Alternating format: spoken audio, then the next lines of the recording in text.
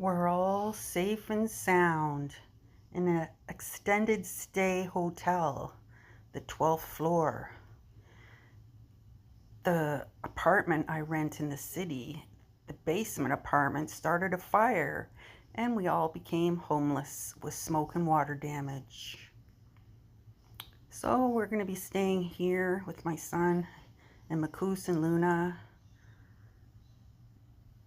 until they do the renovations. Of course, I'll be going to my land as much as possible. And there's the Gatineau Hills over there. Nice view. So wish us well. Wish us good luck. Peace and love for all.